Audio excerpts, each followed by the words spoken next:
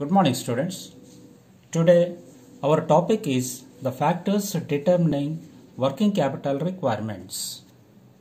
In our previous class we have discussed about the adequate working capital, its advantages and the disadvantages of insufficient working capital or excess working capital.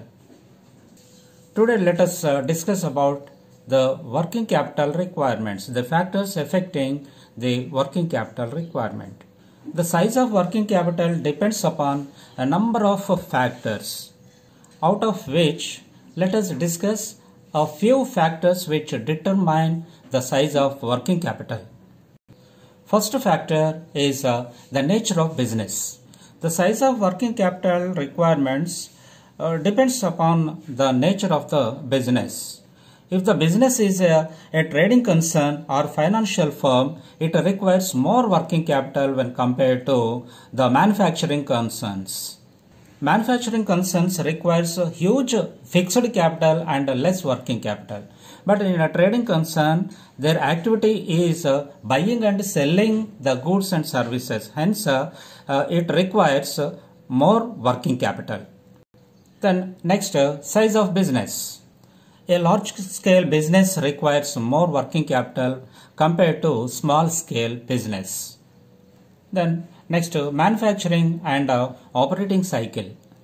In case of manufacturing concern, the production cycle begins from purchase of raw material and ends with finished goods. In case of operating cycle, it begins from purchase of raw material and ends with cash received from sales. If these cycles are very long period, then it requires a huge investment in working capital. If the span of this cycle is very less, then it requires less working capital. Next point, the business cycles.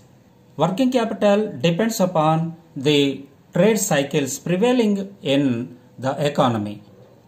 Different phases of the business cycles like boom, recession, depression and recovery. The demand for goods depends upon the phases of the trade cycles. In boom time, the working capital requirements is more because the economic activities are huge when compared to the depression, where the economic activities are fall. In the next point, credit policy of the business concern. Every business makes purchases and sales on cash basis or credit basis. The credit terms are favorable to business concern, then it requires less working capital when compared to unfavorable credit terms and conditions. Then next factor is seasonal variations, where the demand for the goods depends upon the changes in season. In peak season, the working capital is required more when compared to demand for goods in unseason. Example, woolen garments have more demand in winter season. Next factor, growth and expansion programs. The growth and expansion plans of a business calls for large amount of working capital. Next factor, the dividend policy of the business. If the company pays a huge dividend in cash, it shortages the working capital. A prudent company do not pay the dividend in cash, and the retained profits used in business operations. Working capital depends upon when the dividend is paid in cash, huge working capital is required, and when the retained profits are used as working capital, it requires less working capital. The next topic is depreciation policy. Commonly said, the depreciation is a source of fund because it is a non-cash expenditure. By charging higher depreciation, the profits and therefore the tax liability is reduced, resulting in higher cash profit. The profits may be used as internal sources of working capital. Hence, depreciation policy is one of the determining factor of working capital requirement. Next, change in price levels. When the purchasing power of rupee decreases, it requires huge working capital. When the purchasing price of the rupee increase, then it requires less working capital. These are few important topics on that is factors which determine the size of working capital. Now, the estimation of working capital requirement. How do the organization estimates its working capital requirements? So let us examine. Working capital requirement depends upon the estimated volume of production to be made.